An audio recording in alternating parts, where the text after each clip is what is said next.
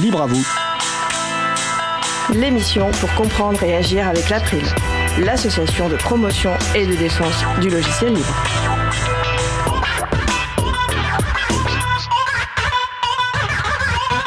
Bonjour à toutes, bonjour à tous et bienvenue dans Libre à vous. C'est le moment que vous avez choisi pour vous offrir 1h30 d'informations et d'échanges sur les libertés informatiques et également de la musique libre. Nous vous convions aujourd'hui au Café Libre. Nous y discuterons des actualités autour du logiciel libre et des libertés informatiques. Également au programme, une nouvelle lecture buissonnière de Vincent Calam, La guerre de l'information. Et en fin d'émission, rediffusion d'une chronique d'Antanax sur l'identité numérique. Soyez les bienvenus pour cette nouvelle édition de Libre à vous, l'émission qui vous raconte les libertés informatiques, proposée par l'April, l'association de promotion et de défense du logiciel libre. Je suis Étienne Gonu, chargé de mission affaires publiques pour l'April. Le site web de l'émission est libreavou.org, vous pouvez y trouver une page consacrée à l'émission du jour avec tous les liens et références utiles, et également les moyens de nous contacter. N'hésitez pas à nous faire des retours ou à nous poser toutes questions. Nous sommes mardi 13 mai, nous diffusons en direct, mais vous écoutez peut-être une rediffusion ou un podcast. Et j'en profite pour saluer celles et ceux qui nous écoutent peut-être en rediffusion sur Radio Cigaloun ou sur Radio Libre en Périgord. À la réalisation de l'émission, Julie Chomard. Salut Julie. Bonjour. Nous vous souhaitons une excellente écoute. Cause commune, la voix des possibles, 93.1 FM et en DAB+, en Ile-de-France. Partout dans le monde sur causecommune.fm et sur l'appli Cause Commune. Pour participer à notre conversation, causecommune.fm, bouton de chat, salon libre à vous. Nous allons commencer par une nouvelle lecture buissonnière de Vincent Calam, ou comment parler du libre par des chemins détournés en partageant la lecture d'ouvrages divers et variés. Aujourd'hui, alors salut Vincent. Salut Étienne. Aujourd'hui, je crois que tu souhaites nous parler de La guerre de l'information de David Colomb. Exactement. Alors, donc David Colomb est un historien, chercheur et professeur à Sciences Po, spécialiste de la communication de masse. Il se trouve que j'ai assisté à une conférence grand public à laquelle il participait à la bibliothèque Melville, dans le 13e arrondissement, un métro Olympiade. Je fais un peu de publicité au passage. Et au cours de laquelle il a dit beaucoup de mal de Facebook et de X, ce qui, vous le comprenez, me l'a rendu tout de suite sympathique. J'ai donc voulu en savoir plus et lire son ouvrage. Alors, évidemment, si j'en fais une chronique aujourd'hui, c'est que je l'ai trouvé très intéressant, que je vous en conseille la lecture. L'ouvrage est un vrai travail d'historien qui ne se contente pas de traiter de l'actualité des dernières années, mais remonte quelques décennies en arrière. C'est d'ailleurs sur cette partie historique que j'aime me concentrer dans ma chronique. En effet, David Colomb commence son ouvrage parce qu'il considère comme l'événement déclencheur de la guerre de l'information, la première guerre du Golfe de 1991, celle qui opposa une large coalition menée par les États-Unis aux troupes irakiennes de Saddam Hussein qui avaient envahi le Koweït. Alors, bien sûr, propagande et désinformation n'ont pas attendu 1991 pour être utilisées par les belligérants au cours d'un conflit. Le 21e siècle abonde d'exemples que cite par ailleurs David Colomb. Mais la première guerre du Golfe est la première guerre diffusée en direct, ce que permet la télévision par satellite, et où une chaîne particulière va jouer un rôle essentiel, CNN, le modèle de la chaîne d'information en continu. Créée en 1980, elle est spécialisée dans la diffusion d'événements non-stop et est devenue un acteur incontournable de l'information mondiale. Preuve de son poids, le journaliste de CNN est le seul journaliste occidental autorisé à demeurer à Bagdad au cours de la guerre, et les officiels du gouvernement de Saddam Hussein passeront par ce canal pour tenter de s'adresser au public mondial. Cependant, la première guerre du Golfe se caractérise surtout par une réflexion très poussée de l'armée états-unienne sur la manipulation de l'information. Il était hors de question de reproduire le précédent des guerres du Vietnam, où les journalistes possédaient une très grande liberté d'action et montrèrent la réalité de la guerre. L'on songe à la célèbre photo de la petite fille brûlée au napalm qui fit la une du New York Times. Ici, les journalistes furent embarqués, embedded, dans les unités pour les plus chanceux, ou confinés dans les centres de presse pour les autres. Jamais un conflit n'avait été couvert par autant de journalistes et de médias, avec aussi peu de sources diversifiées d'informations. Toujours est-il que cette maîtrise de l'information, aussi bien en amont pour ce qui est de l'acceptation de la guerre par les opinions publiques au cours des opérations, fut un succès qui va faire réfléchir tous les gouvernements du monde, qu'ils soient alliés, neutres, simples concurrents, anciens ou nouveaux adversaires des États-Unis. Chacun va développer sa chaîne d'information au cours des années 1990. La réussite la plus éclatante est la chaîne Al Jazeera, qui va placer le Qatar sur la carte mondiale, bien avant le mondial de football, et qui va jouer un grand rôle après le 11 septembre 2001. Alors, je n'ai pas la place aujourd'hui de développer sur cette période. Rappelons que la deuxième guerre du Golfe et l'invasion de l'Irak furent aussi un sommet de manipulation de l'opinion avec les fameuses armes de destruction massive prétendument détenues par Saddam Hussein. Je pense que le discrédit général dont souffrent les médias doit beaucoup à cette période. Un autre intérêt de l'approche de David Colomb est d'aborder le sujet par le prisme des doctrines militaires. Ce n'est d'ailleurs pas par hasard si son ouvrage a reçu un prix organisé par l'armée de terre française. En effet, les doctrines militaires se déploient sur le temps long. Elles ne sont au début l'affaire que de spécialistes et elles infusent lentement dans tout l'appareil d'État. Elles sont révélatrices de la paranoïa et de la volonté de puissance des uns et des autres. Paradoxalement, alors qu'elles concernent des guerres secrètes, elles sont assez limpides et annoncent la couleur. Par exemple, dans les années 90, les États-Unis développent le concept de domination informationnelle, dont l'intitulé veut tout dire. On parle même de complexe militaro-informationnel, nouvelle version du complexe militaro-industriel.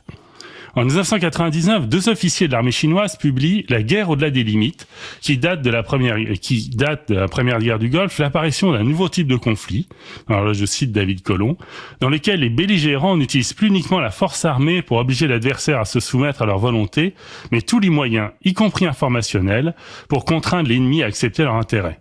La frontière séparant militaire et non militaire est dorénavant abolie, le champ de bataille est désormais situé partout. Donc cela date de 1999 et cela n'a pas pris une ride. Cette notion de guerre sans limite est très importante, car dans les premières définitions de la guerre de l'information, celle-ci intervenait en complément du conflit conventionnel et comprenait aussi bien la disruption des infrastructures ennemies que l'action sur le moral. Dorénavant, la dimension psychologique devient fondamentale. Il s'agit de gagner la guerre sans la mener. Alors, en matière de doctrine, ce sont cependant les Russes, forts de l'expérience du KGB pendant la guerre froide, qui vont pousser le plus loin la réflexion et qui surtout vont mettre en action cette doctrine. Mais ça, je vous propose de l'aborder dans la suite de ma chronique le mois prochain.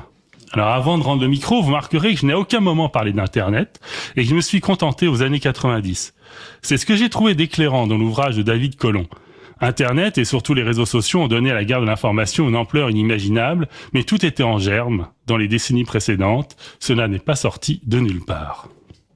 Merci beaucoup Vincent pour cette effectivement perspective historique sur un sujet qu'on peut difficilement dire qu'il n'est pas d'actualité. Et il me tarde d'écouter la suite de ta chronique le mois prochain donc. Exactement. Parfait, merci beaucoup. Et à présent, nous allons faire une pause musicale. Après la pause musicale, nous vous donnons rendez-vous au Café Libre pour discuter des actualités autour du logiciel libre et des libertés informatiques. Avant cela, nous allons écouter Lemony par Minda Lessi. On se retrouve juste après. Belle journée à l'écoute de Cause Commune, la voix des possibles. Cause Commune 93.1.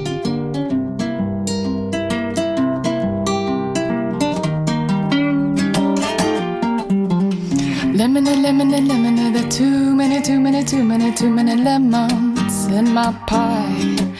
The pie was lemon, lemon, lemon, there are too many lemons in my pie.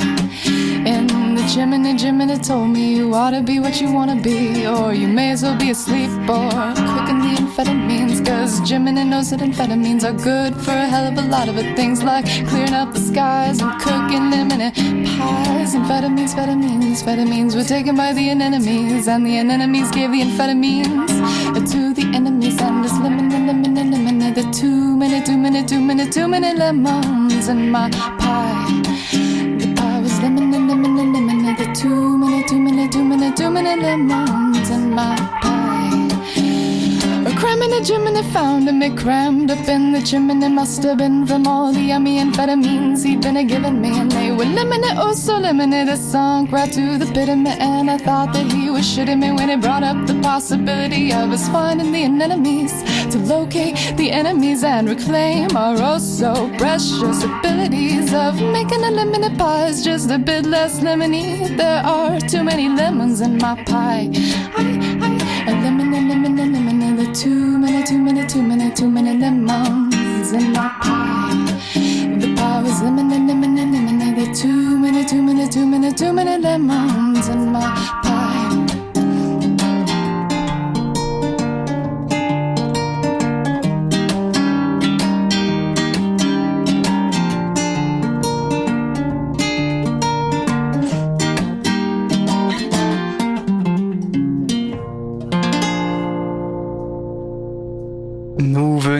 écouté Lemony par Minda Lacy, disponible sous licence libre Creative Commons, partage dans les mêmes conditions. C'est Seba et ça. Et j'avais eu le grand plaisir d'interviewer cet artiste en 2022 pour une émission spéciale faite de la musique libre. Elle y parle notamment de l'écriture de ce morceau. Un échange à retrouver sur la page de l'émission 148, libreavoue.org/148. Cause commune, la voix des possibles, 93.1 FM et en DAB+, en Ile-de-France. Partout dans le monde sur causecommune.fm et sur l'appli Cause Commune. Pour participer à notre conversation, causecommune.fm, bouton de chat, salon libre à vous. Passons maintenant à notre sujet principal. Bienvenue au Café Libre où nous allons discuter des actualités autour du logiciel libre et des libertés informatiques. Avec moi autour de la table, une équipe de choc de droite à gauche, Boukinette, libraire et infatigable présidente de l'April. Salut Bouki. Salut Etienne.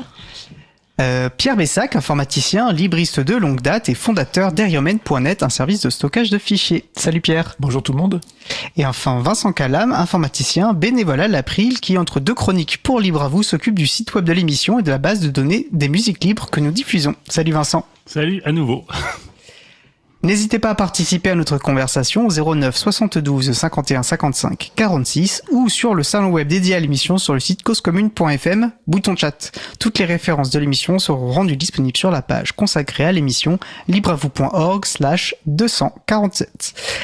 Alors pour commencer, je vous propose de parler de choses plutôt réjouissantes, mai et juin étant une période très riche en événements libristes. Alors je vais faire, je vous propose une petite liste non exhaustive, mais alors le 15 mai, rencontre professionnelle du logiciel libre à Lyon, 24-25 mai, journée du logiciel libre à Lyon toujours, le Faire Festival du 22 au 24 mai à Toulouse, une rencontre April le 30 mai dans notre local à Paris, les Geek Ferries du 6 au 8 juin à la Selle-sur-Cher, du 13 au 15 juin un congrès OpenStreetMap France, le State of the Map aura lieu à Tours.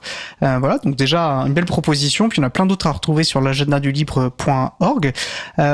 Première question générale, est-ce que vous serez à certains de ces événements? Alors Bouki, tu parleras en dernière parce que je sais que la réponse sera oui plusieurs fois. Donc Vincent, est-ce que tu as prévu d'être présent? Oui, au JDLL, aux Journées du logiciel libre à Lyon, pour une conférence. Je vais justement présenter le logiciel qui est derrière la base de données des musiques libres. Et je vais prendre la base des données des musiques libres comme exemple, en espérant que ça créera des vocations et des propositions. Voilà, alors ce sera dimanche à 13h, malheureusement en même temps que ta conférence. C'est mal tombé là-dessus. Mais voilà, moi je ferai l'aller-retour dans la journée, mais j'aurai aussi plaisir à aller voir des stands de l'April, parce que je pense qu'il y a un stand de l'April. Oui, il y aura un stand de l'April. La plupart des événements que j'ai cités, je crois qu'il y aura un stand de l'April. De toute façon, les quads libres en fin d'émission, je récapitulerai, mais on va déjà peut-être en parler là. Et effectivement, moi je propose une conférence très sérieuse sur l'action de plaidoyer politique qui s'appelle Députés attraper les tous. Voilà, que j'avais déjà eu le plaisir de présenter à Toulouse et qui avait eu je m'étais bien marré à la faire et donc j'ai eu envie de la proposer à nous. Tu connais les JDLL? Journée du logiciel libre, on dit JDLL en traduit. C'est vrai que c'est un des principaux événements libristes en France. Alors, je connais pas la nouvelle formule à l'ENS. Je connaissais à l'ancien lieu, mais en tout cas, ça a toujours été très très sympathique. Et puis Lyon est une belle ville. toujours l'occasion d'y aller fait toujours plaisir. En tout cas, alors c'était dans un autre lieu, mais il y avait du monde. Ça, il drainait beaucoup de personnes. Oui, avec le Capitole du Libre à Toulouse, alors qui est plutôt en fin d'année, ça fait vraiment partie de ces événements. Il y a beaucoup de monde et c'est de beaux événements libristes. C'est vrai. Pierre? Moi, cette année, je fais mon gros flemmard. Je reste tranquille ce printemps. Alors, les JDLL à Lyon, j'y suis allé l'an dernier et le parc de l'ENS est magnifique. Donc, c'est vraiment... c'est splendide. Rien que pour le parc, c'est super agréable. Et puis, évidemment, les conférences, il y a toujours des choses super intéressantes. Pour State of the Map, il y a plein de contributions. Alors, c'est pas un truc de gourou de la cartographie. C'est ça qu'il faut voir. C'est plutôt une réunion de contributeurs OpenStreetMap. Donc, c'est très ouvert. Il y en a pour tous les niveaux. Donc, ça permet de découvrir plein d'usages des cartographies libres, des choses complètement inattendues en fait. Donc je pense que je vais suivre au moins les replays qui en général c'est disponible en ligne après. La plupart des conférences diffusent les vidéos, donc je ferai ça. Et parfois c'est disponible en direct également. Donc est-ce que tu sais c'est un événement parce que c'est un format de congrès si je me trompe pas, c'est vraiment ouvert aux contributeurs contributrices ou n'importe qui intéressé? N'importe qui peut venir. Je crois que l'entrée est libre ou alors si y a une participation aux frais c'est vraiment pas cher. C'est pas des conférences réservées aux professionnels, donc c'est plutôt le style universitaire. Voilà, en général c'est dans des universités, là c'est l'université de Tours. Donc si on veut découvrir, si on est intéressé par OpenStreetMap mais qu'on n'est pas encore membre de la communauté mais qu'on aimerait peut-être la découvrir, ça peut être une bonne occasion de le faire. C'est une excellente entrée en matière. Alors pour les gens qui sont dans la région de Tours, allez-y, profitez-en. Puis pour ceux qui ont la possibilité de faire le voyage aussi, ça vaut le coup. Enfin, donc je rappelle, voilà, c'est effectivement à l'université de Tours les 13 et 15 juin. Alors Bouquinette, toi, oui, je sais que tu seras présent. À quel événement? Peut-être que ça ira plus vite si tu nous disais là où tu ne seras pas, mais voilà. Alors voilà, période riche en événements, mais en juin. Je serai pas au State of the Map à Tours, voilà. Et je ne serai pas au Faire Festival du 22 au 24 mai à Toulouse, parce que ça tombe un peu en même temps que les JDLL, où moi aussi je ferai une conférence. Ça sera pas vraiment une conférence en fait, ça sera une table ronde pour parler de podcast. Donc Isabella de l'April sera là pour venir parler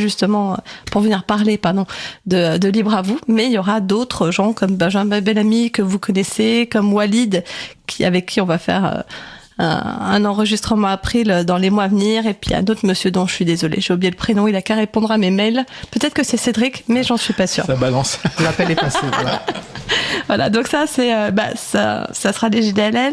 Le Faire Festival, c'est quelque chose qui est organisé à Toulouse, donc j'y serai pas, mais surtout je voulais vous parler des RPLL, donc les rencontres professionnelles du logiciel libre qui ont lieu jeudi 15 mai, c'est-à-dire dans 2 jours. Voilà, dans 2 jours si vous écoutez en direct, et il y a X jours si vous écoutez en podcast. Et oui, j'aurai l'honneur de présenter l'April avec une des administratrices qui s'appelle Françoise Conil. Et on a choisi un nom qui tape adhérer à l'April, c'est faire preuve d'un engagement fort et visible au logiciel libre. Waouh, super titre, en espérant qu'on aura du monde.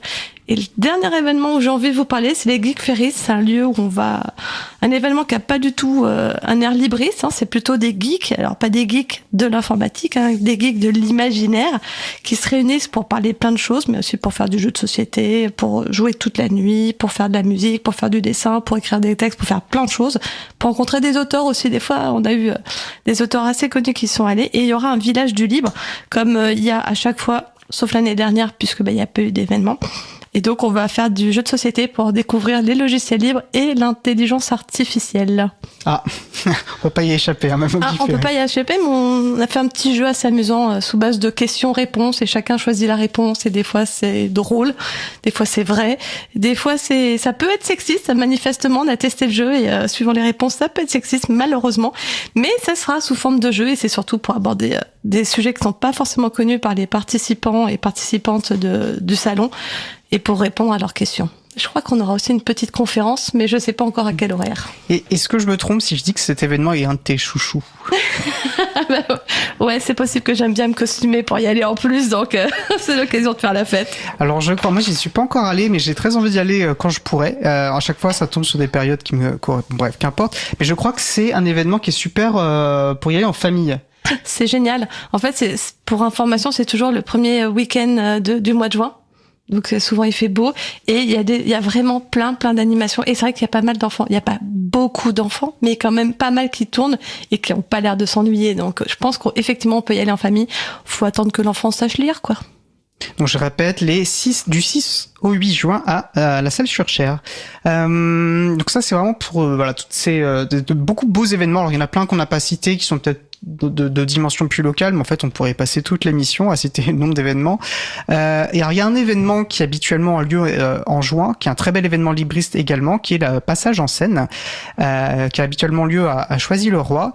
Et on tenait à dire, peut-être à partager un mot de soutien aux organisateurs et aux organisatrices de cet événement, parce que alors déjà il a été annulé cette année, et visiblement c'est pour les années à venir également, suite à des problèmes de harcèlement sur lesquels ils ont effectivement communiquer. Donc voilà, écoutez, tout notre soutien. Je sais pas si vous aviez envie de partager un mot. Moi, je suis un peu triste parce que c'était un événement qui avait lieu juste avant l'été sur Paris. Donc entre cet événement-là et Open Source Summit, ça nous faisait 2 événements en milieu d'année. Et puis c'était l'occasion de parler de logiciel libre dans une médiathèque. Donc je suis un peu triste que ça n'ait pas lieu, mais je comprends totalement la réaction des organisateurs. Donc voilà, on leur envoie des poutous. Oui, rappeler que tout ça repose sur des forces bénévoles, et voilà, il y a à la fois un épuisement, et puis sur la durée une plus grande sensibilité aussi. Enfin, je connais pas du tout les détails du truc, mais effectivement, il faut aussi rappeler que tout ça tient grâce à des engagements bénévoles et qu'il faut vraiment être comment on dit, quelle expression, il faut vraiment tenir ça en bienveillant. Oui, je crois que la bienveillance vis-à-vis des bénévoles est très importante là-dessus. Et puis alors je vais jouer mon parigot, mais effectivement là, on peut se poser la question des événements à Paris quand on voit ce que font Lyon et Toulouse. Alors il y a Open Source Summit, on a lancé en décembre avec Paris-Nux, on a lancé un événement à la Cité des Sciences, mais effectivement la question d'événements à Paris se pose, parce qu'il y a quand même du monde et il faudra qu'on se retrousse les manches là-dessus. J'allais dire un peu la même chose que Vincent, c'est Passage en Seine, c'est à Choisy-le-Roi, donc un endroit super facile d'accès pour les Franciliens, juste à côté de la gare c'est le RERD, voilà, on va dire. Et après exactement, il y a une conférence, c'est du boulot à organiser, c'est pas mal de pression, c'est vraiment du gros boulot et là il y a un épuisement de l'équipe apparemment, plus des guerres fratricides, je veux pas rentrer dans les détails parce que c'est pas forcément passionnant de creuser, hein. Enfin il y a eu beaucoup de bisbilles, il y a eu des hauts et des bas et malgré ça l'événement continuait avec le courage des organisateurs à assurer le suivi. Et puis là donc j'espère que déjà qu'ils pourront reprendre un peu des forces et puis si PSES pourrait reprendre, ça serait l'idéal, mais ça a pas l'air, ils ont pas l'air optimistes au vu de leur communiqué de cette année, quoi. Voilà. Non, c'est sûr. Mais en tout cas, oui, on leur souhaite leur meilleur, de prendre soin d'eux et d'elles. Je pense que c'est le plus important, comme peut citer, ça reste porté par les humains. Oui, Bouki. Après, je vais troller, il suffit de commencer à organiser les rencontres mondiales du logiciel libre, mais les faire sur Paris, quoi, c'est tout. Bon, d'accord. Nous sommes pas le 1er avril, parce que je te signale. C'était dans les annonces, les annonces du 1er avril, et je crois que ça va vraiment déçu beaucoup de monde que ce soit le 1er avril. Je vous propose de passer à notre sujet suivant. Alors, il n'y a pas de vassalité heureuse, disait Emmanuel Macron c'était l'appel d'Emmanuel Macron à recouvrer sa souveraineté technologique. Alors, c'était le titre que j'ai un peu bricolé, de ZDNet, publié le 6 mai dernier. Et parmi les propos relayés, donc je cite, il n'y a pas de vassalité heureuse, a rappelé le chef de l'État. Il peut y avoir un côté agréable à ne pas faire d'investissement qui suppose de redevenir indépendant, mais à la fin, on finit toujours par le payer. Note, petite parenthèse, c'est dommage que le président actuel n'écoute pas ces propos. Je continue de citer, nous ne pouvons pas dépendre de quelques entreprises américaines pour avoir un véritable cloud, parce qu'il en va aussi de l'intérêt général. Sur le principe, je suis tout à fait d'accord. Et une autre actu qui évoque, un autre article, de ZDNet toujours, qui lui date du 30 avril. La dépendance de l'Europe au cloud américain lui coûte cher. Et qui parle d'un chiffre parlant. Le SIGREF estime à 264 milliards d'euros les achats annuels de services cloud des Européens auprès des fournisseurs US, dont environ 66 milliards en France. Alors SIGREF, c'est un consortium de grandes entreprises, voilà, pour avoir aussi cet aspect. Alors qu'est-ce que ça vous évoque, vous, quand vous entendez Emmanuel Macron dire qu'il n'y a pas de vassalité heureuse et qu'effectivement il ne faut pas dépendre, c'est un problème qu'on dépende de grandes entreprises américaines pour avoir un véritable cloud et que c'est une question d'intérêt général. Qu'est-ce que ça vous... Alors, Pierre, je suis partagé. Oui, j'ai un peu pouffé quand j'ai lu que Emmanuel Macron dit qu'on n'avait pas de véritable cloud européen, parce qu'en fait, effectivement, les clouds états-uniens sont mis en avant. Ils ont la force marketing, la puissance, etc. Et le politique parle beaucoup d'eux, peut-être même trop d'eux, en oubliant. Ça masque en fait l'existence d'alternatives européennes en fait. Alors libre ou pas, il y a pas que du libre. Il y a aussi des initiatives privées, mais on a quand même des gros hébergeurs en France, un certain nombre. On a de l'activité. Alors il est d'usage en France d'avoir des complexes d'infériorité. Oui, c'est quand même pas au niveau des gros Américains. Eux, c'est vraiment les pros, etc. Mais en fait, quand on veut, alors il faut parfois, ça demande des efforts d'adaptation éventuellement. La souveraineté, c'est jamais gratuit. Ça, c'est ce que je dis. C'est pas. Si on veut du facile, effectivement, c'est plus facile d'aller au plus visible, au mieux marketé. Mais dans ce cas-là, faut pas pleurer quand on voit que les prix augmentent fois 3 du jour au lendemain, comme certains ont pu le faire, et comme certains vont certainement continuer à le faire. Donc ça réclame des efforts, et je trouve quand même bien qu'il y ait une prise de conscience politique à ce niveau-là. Il y avait eu quelques années l'initiative de Bruno Le Maire qui c'est une sorte de blanchiment des clouds états-uniens en disant vous inquiétez pas, parce que évidemment les administrations et le CAC 40 avaient envie de pouvoir utiliser ça sans vergogne, tout en tout en étant protégé juridiquement. Une sorte de système de certification qui disait il y avait des sortes d'installations sur des réseaux, dans des data centers français, un peu mieux maîtrisés vis-à-vis des écoutes des services secrets américains, etc. Mais c'était quand même de la technologie états-unienne de base. Donc ça couvrait un petit peu juridiquement les sociétés qui s'en servaient, mais c'était loin d'être idéal. Donc en fait, il faudrait vraiment alors c'est pas juste un problème français, il faudrait qu'on ne pense pas forcément que franco-français et qu'on essaie de monter des choses européennes. On essaie de le faire. C'est le propos d'Emmanuel Macron. Oui, là il y a rien à dire. Je pense que on peut le critiquer pour beaucoup de choses, mais faut reconnaître qu'au niveau européen, il a au moins en parole, il a une vraie vision et une tentative en parole. On va dire ça comme ça. Mais c'est un début. Hein. Mais et là, alors sur l'actualité en question, c'était orienté sur la science européenne et notamment récupérer, séduire les chercheurs américains. Le fameux slogan Choose Europe for Science. Exactement. L'idée, c'était de récupérer les talents de recherche américains qui ont été virés comme des malpropres du jour au lendemain par Trump. Et alors effectivement, je sais que ça marche pas trop mal. Enfin en volume, j'en ai aucune idée, mais j'ai eu des retours plus ou moins improbables de centres de recherche français qui m'ont dit qu'ils avaient vu effectivement débarquer des chercheurs américains qui s'installaient en France, parce que là aussi on a un sentiment d'infériorité en se disant la recherche en France c'est mal payé, il n'y a pas beaucoup de moyens, mais on a quand même réussi à attirer des Américains, des chercheurs états-uniens qui sont prêts à venir pour continuer leurs activités de recherche, parce que c'est plus possible là-bas. Donc il y avait de l'argent pour recruter des Il y a quand même de l'argent apparemment, donc voilà. Et on a récupéré des chercheurs français qui étaient partis aux États-Unis et qui du coup reviennent en France. En informatique, la souveraineté technologique, ça s'appelle le logiciel libre, mais bon, je pourrais difficilement mieux le dire. Et c'est le point. Après, on peut refaire c'est un point important. C'est là, on parlait, alors, les chiffres et que ça a mis en avant, c'est le cloud, c'est tout le monde confondu, et notamment l'utilisation qu'en font les entités privées. Alors, on peut que les pousser effectivement à utiliser du logiciel libre pour leur propre souveraineté, leur propre maîtrise. Là, ça va leur relever justement de leur choix souverain, est-ce qu'ils vont ou pas utiliser le logiciel libre. Par contre, et il y a tout l'enjeu aussi, c'est quelle informatique et quel cloud, s'ils veulent utiliser Service Cloud, utilisent les pouvoirs publics. Parce que là, effectivement, on a un enjeu politique comme de dimension supérieure, puisqu'ils sont détenteurs d'une mission de service public. Et donc la question, et donc selon nous, on l'a souvent répété, on ne peut pas avoir de souveraineté réelle sans logiciel libre. C'est pour ça qu'il faut qu'il y ait une priorité au logiciel libre par les acteurs publics. Et là, on voit tout l'intérêt, notamment via l'achat public, d'un soutien des pouvoirs publics vers les tissus économiques locaux, vers les entreprises françaises, européennes qui font du logiciel libre. Et il y en a quand même pas mal.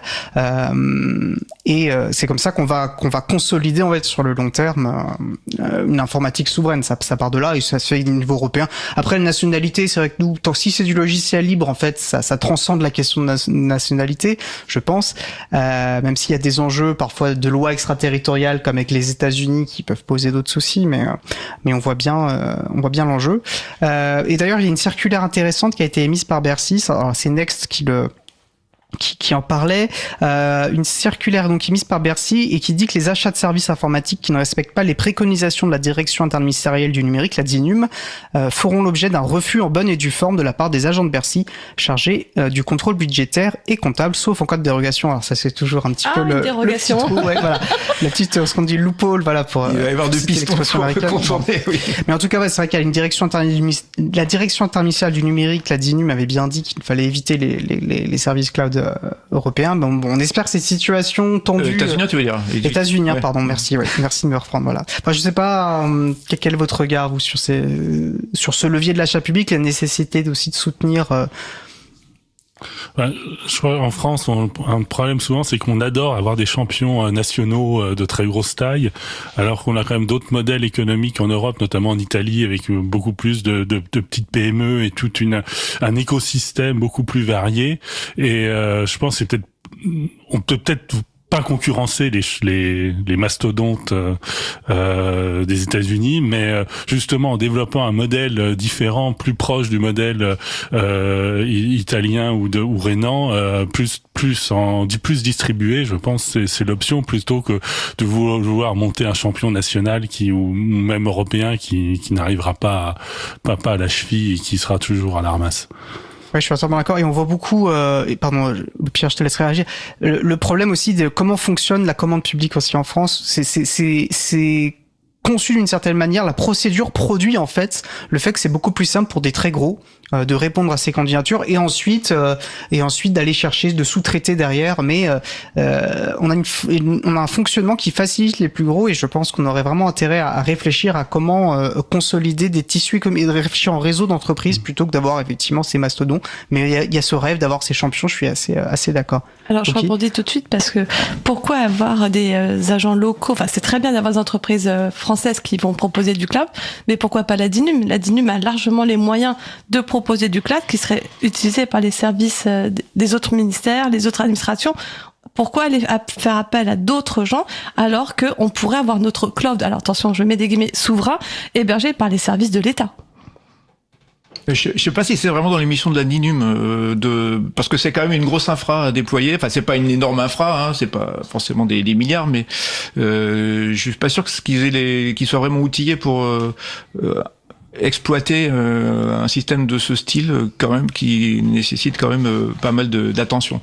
Dans ces cas-là, chaque ministère propose un cloud pour son institution et pour les gens qui dépendent de lui. Tu vois ce que je veux dire? On peut très bien faire ça au niveau étatique pour suivant les besoins, sans pour autant passer par d'autres. Alors, j'ai rien contre les entreprises françaises qui font du cloud, hein. Surtout si c'est du libre, je vous aime, bisous. Mais voilà, quoi. Il y a un moment donné, c'est à l'État de prendre ses responsabilités et de faire les choses bien. Alors, je sais qu'on a eu une externalisation, une réduction des moyens techniques de l'État.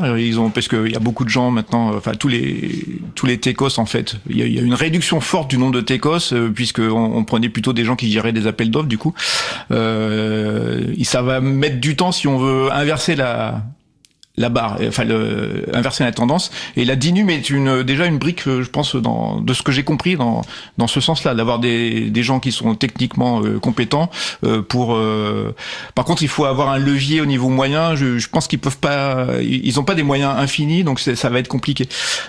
Sinon, sur ce que disait Étienne sur l'achat public, ouais, je pense qu'on peut s'inspirer des États-Unis là-dessus parce que ils sont pas mauvais pour justement valoriser des petites boîtes ou des boîtes de taille intermédiaire plutôt que d'acheter à des gros. Nous, on a les marchés publics qui sont un système assez lourd, souvent, qui effectivement favorise. Il y a beaucoup d'entreprises qui n'ont pas pas envie ou pas les moyens d'y répondre parce que c'est des délais de paiement très longs, c'est beaucoup d'énergie pour faire un dossier, c'est beaucoup de chances aussi de se faire éjecter. Donc ça induit des coûts de fonctionnement qu'il faut amortir en fait sur une grosse offre. Donc pour une PME, c'est pas forcément facile. Pas intéressant. Et pareil pour toutes les normalisations type Secnum Cloud et compagnie qui permettent de garantir un certain niveau de qualité, disons, donc des labels de qualité entre guillemets, mais qui sont assez coûteuses quand on n'a pas la masse critique pour passer l'audit en fait, parce qu'il faut payer des consultants. Secnum Cloud, c'est pour certains usages et pour certaines missions de service public, on va dire. Bref, ce label est impératif. C'est l'Agence nationale de la sécurité des systèmes d'information qui pose ce constat. Peut-être que je mélange. Ils définissent, qui a défini les critères. Et je pense qu'ils doivent plus ou moins, agréer des cabinets de consultants en mesure de vérifier la conformité au label. Ouais. Je crois pas que l'ANSSI l'agence de sécurité fasse elle-même la prestation. Non, je pense qu'elle a développé les critères, me semble-t-il. Oui, c'est plutôt ça. Donc en collaboration, en coopération avec l'industrie, je suppose. Donc voilà. Mais effectivement, il y a un rôle important à jouer pour l'achat public. J'ai vu que récemment, alors je sais plus du tout, j'ai vu récemment une administration qui se faisait critiquer pour avoir choisi une petite entreprise plutôt qu'une grosse pour une prestation informatique. Mais je trouve ça plutôt bien en fait, c'est qu'il y a une ouverture vers un peu plus de diversité en fait. Littéralement, c'est une question de diversité là aussi. Et ça va plutôt dans le bon sens à mon avis. D'accord, j'avais pas vu passer, mais c'est vrai que c'est tellement ancré dans la mentalité. C'est peut-être autour de la DINUM, hein. Alors c'est peut-être une initiative de la DINUM. Donc il y a pas mal de, justement, la DINUM, c'était très l'esprit libriste par certains côtés, un peu start-up, petite boîte de l'autre, pour essayer d'être agile par rapport à tout un tas de rigidités ici et là, dans le public et dans le privé. pour juste rebondir peut-être par rapport à ce que je t'évoquais, c'est vrai que c'est des questions, je pense, qui sont assez complexes de savoir où est-ce qu'il faut internaliser au sein des structures des administrations les compétences, est-ce qu'il y a un sens à externaliser aussi, parce que ça fait vivre des communautés, puisque on sait que le logiciel libre fonctionne aussi par communauté, il peut y avoir... Et ce que tu vois, il y a eu la suite numérique, qui est une suite d'offres bureautiques, on va dire, peut-être pas spécifiquement bureautique, mais essentiellement, me semble-t-il, qui a été proposée par la DINU, mais on sait que ça a créé des tensions aussi avec l'écosystème des entreprises du libre, qui disent, nous, on a déjà ces compétences-là. Donc, je pense que voilà, le curseur n'est pas forcément si simple à poser, même si je te rejoins dans le fait de penser que c'est important qu'il y ait un minimum de compétences et de capacités au sein des administrations pour ne serait-ce que d'avoir les personnes qui sont en mesure d'échanger avec les communautés et à contribuer aux communautés et aux projets libres, quoi, qu'elles soient pas juste des consommatrices passives, mais il y a tout un sens à ce que les administrations soient actives au sein des communautés du logiciel libre. Une dernière chose sur cet article, parce que j'ai eu des mots qui m'ont procuré une certaine jouissance. Désolée pour le mot, mais effectivement, quand j'entends nous avons commis une erreur, nous avons eu tort, ça me fait plaisir qu'ils le reconnaissent comme ça. Alors, pas à voix haute, puisque c'est plutôt à l'écrit, mais oui, ils ont fait de la merde et je suis contente qu'ils s'en rendent compte enfin. D'ailleurs, ce qui me fait penser, on parle, il faut investir, c'est une question d'intérêt général, on peut pas dépendre des entreprises américaines. Moi, j'ai forcément pensé au Health Data Hub, qui était ce grand projet de grande plateforme qui regroupe toutes les données de santé pour permettre de la recherche hébergée chez Azure de Microsoft. Très récemment, on a l'Éducation nationale qui a re-signé pour 4 ans un accord open bar avec Microsoft sur un montant, alors je parle de mémoire, de plus de 150 millions d'euros maximum. Voilà, donc comme des gros budgets, et en plus qui concerne un périmètre un peu sensible, puisque ça parle de l'informatique qu'utilisent les enfants. Voilà, donc bon. Écoutez, si ça permet d'initier, si cette situation compliquée, tendue avec les États-Unis, permet d'initier certaines remises en cause et réflexions de fond sur comment on se procure de l'informatique, je suis pour. On avance ou vous aviez encore un mot à dire sur... Alors avançons. Alors, si vous suivez nos actions, vous savez que nous sommes mobilisés sur le dossier des logiciels de caisse. On l'avait d'ailleurs évoqué lors du dernier Au Café Libre sans avoir le temps d'en discuter. Donc là, on va pouvoir prendre un peu de ce temps-là. Donc, pour rappel, la loi de finances pour 2025, donc il y a une loi de finances tous les ans en fin d'année, a créé une obligation de certification des logiciels de caisse. Un coup dur en particulier pour les logiciels libres de caisse, pour qui la certification très lourde et particulièrement mal adaptée.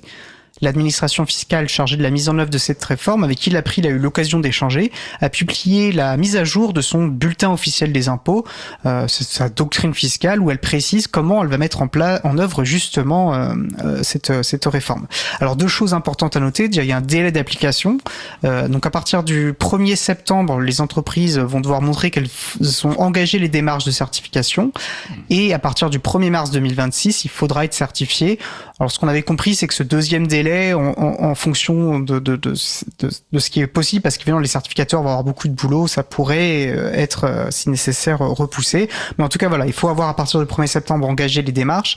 Et il est clarifié qu'à partir d'un moment où une version du logiciel est certifiée, n'importe qui peut se prévaloir de ce certificat si il ou elle utilise la même version du logiciel. Et c'est une précision importante pour les logiciels libres, parce que ça permet, voilà, ce qu'on peut appeler une sorte de certification au niveau de la communauté du logiciel libre. C'est pas chaque entreprise de son côté.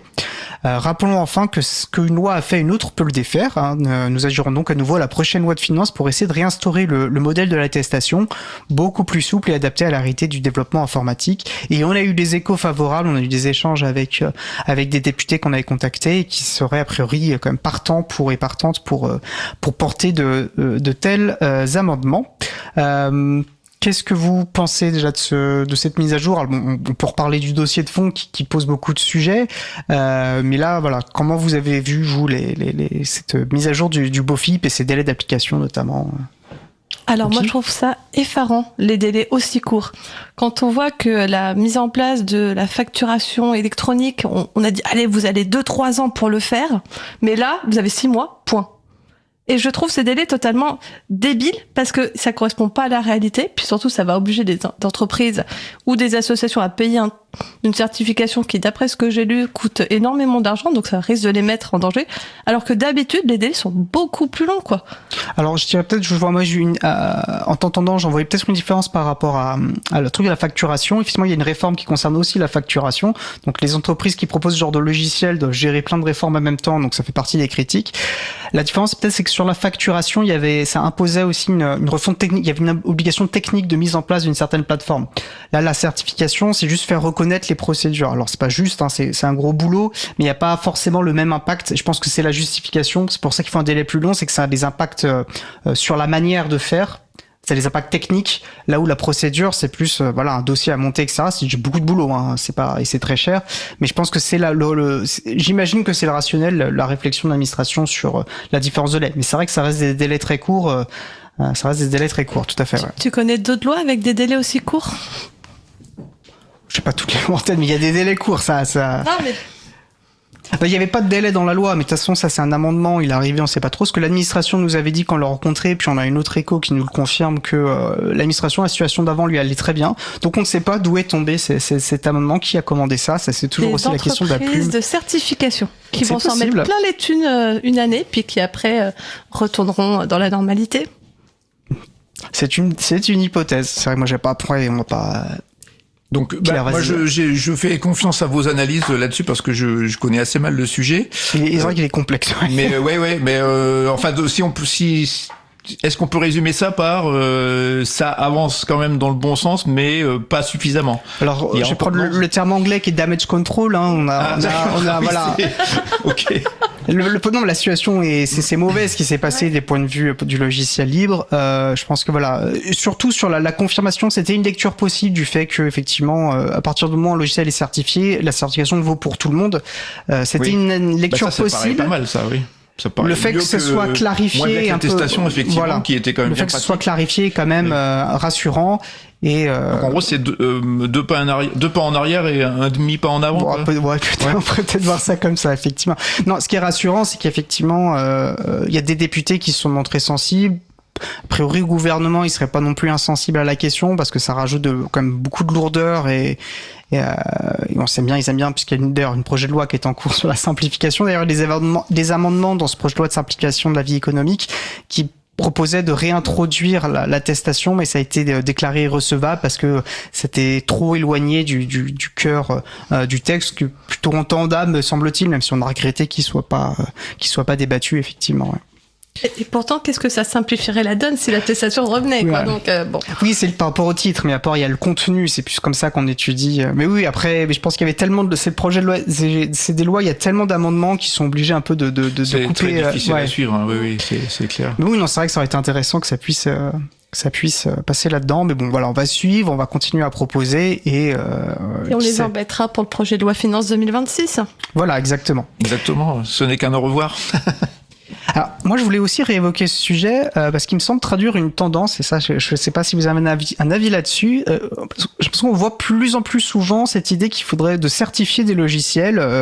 Un exemple récent, un autre exemple récent en date, c'était le Cyber Resilience Act, donc là au niveau européen, qui impose la certification du point de vue plus de la sécurité informatique. Alors là aussi, ça avait été, on s'en est bien sorti par rapport à ce qu'était initialement le texte, qui était une grosse menace pour la liberté, pour le logiciel libre.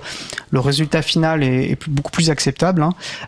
D'ailleurs, je partagerai les références. L'April avait suivi de près ce dossier. Est-ce que c'est une tendance que vous percevez et comment vous percevez cette idée de certification des logiciels? Moi, j'ai l'impression intuitivement que c'est presque incompatible avec comment on produit intelligemment du logiciel. Alors pas forcément. Par contre, effectivement, c'est une poussée pour mettre de la procédure partout, une poussée qui est pas nouvelle dans notre monde, qui est pas mal poussée par les institutions, le politique souvent, parce qu'il y a des structurations, il y a des normes qualité dans tous les sens maintenant, et donc ça nous pend au nez. Le problème, c'est que ça coûte extrêmement cher. Ça peut donner un résultat peut-être plus plus maîtrisable, mais à quel coût?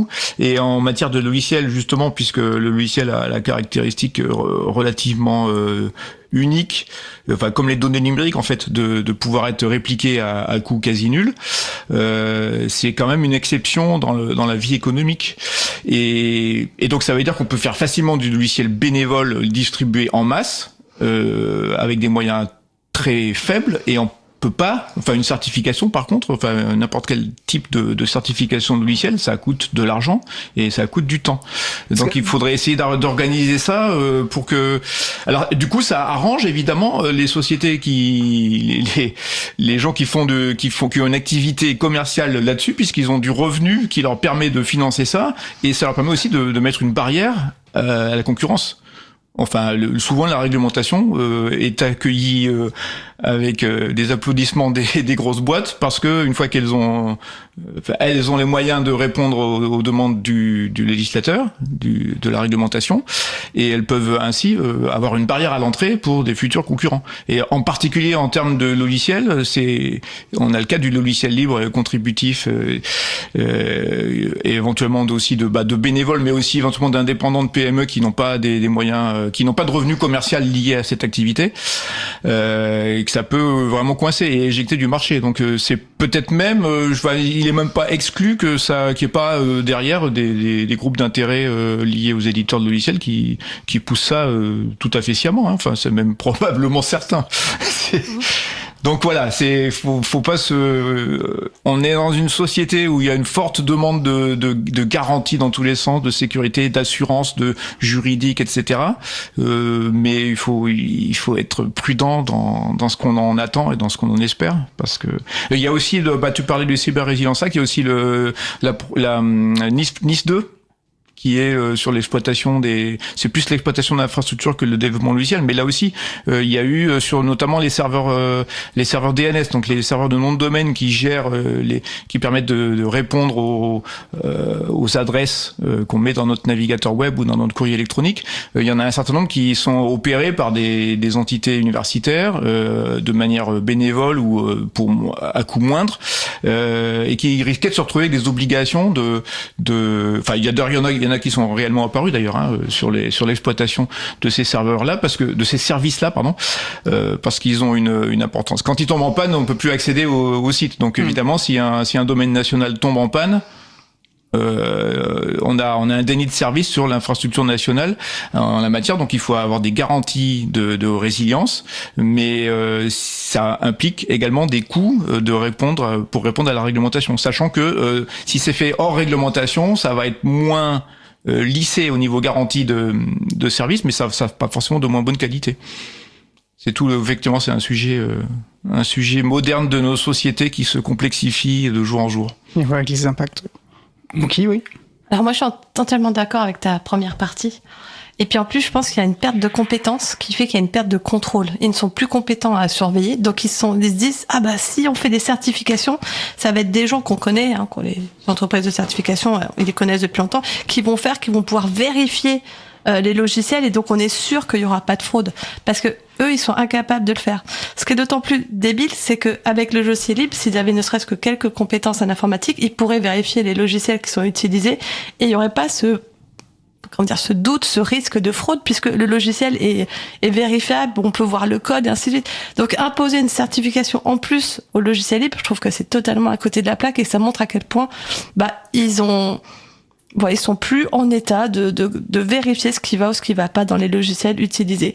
Et donc quand c'est libre, ils pourraient, mais ils n'ont pas les compétences, et puis quand c'est propriétaire privateur, ils peuvent pas, puisque le code est fermé. Puis comme on disait, nous, c'est les arguments qu'on avait sur la certification de logiciel de caisse. En fait, toutes les entreprises qui participent autour d'un projet libre, elles ont un intérêt collectif à prendre soin de ce commun informationnel, et en prendre soin, c'est aussi d'éviter que des gens viennent saccager ou faire n'importe quoi avec, donc un code transparent et respectueux aussi des réglementations. Ouais. Moi, ça m'a Vincent, évoqué deux choses. L'idée de certifier une version stable me paraît bizarre, parce qu'un code, ça bouge en permanence. Donc c'est quelque chose de vivant. Et parce que ce qui me fait penser à un sujet que j'ai abordé il y a très longtemps, les chroniques sur la question des semences, où on est un peu sur la même chose. Il y a eu tout un mécanisme avec le catalogue des semences de certification qui était une manière de réduire énormément la possibilité de nouveaux entrants. Et ça, on réduit, on parlait des gros tout à l'heure, mais la certification, c'est un meilleur moyen de réduire le marché, de la réduire à des gros qui ont les moyens et qui empêchent après, par la simplification, sous prétexte de protéger les consommateurs, c'était le cas aussi des semences, on enlève beaucoup de liberté après à tout et au développement et en plus c'est vraiment opposé au fonctionnement d'un code source de vouloir le certifier, quoi. Oui, ça fiche dans le temps quelque chose qui, comme tu dis, est à vocation plutôt à être vivant. Qui est vivant comme les semences l'étaient, on peut pas assurer, un logiciel bouge tout le temps. Très bien. Je vous propose de faire une pause musicale. Nous allons donc écouter Les Bretons de l'Est par Les Bretons de l'Est et on se retrouve juste après pour continuer notre conversation sur la radio Cause Commune, la voix des possibles. Cause Commune 93.1.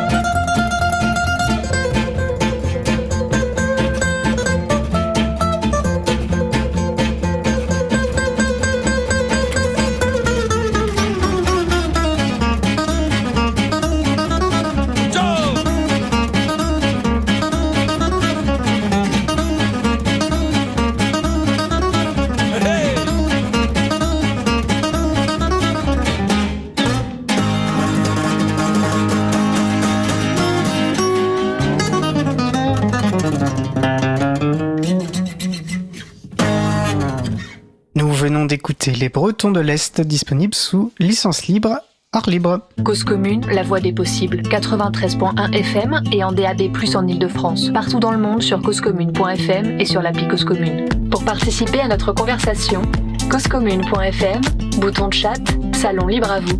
Je suis Étienne Gonu de l'April et nous sommes de retour au Café Libre avec Vincent, Pierre et Bouquinette pour discuter les actualités autour du logiciel libre.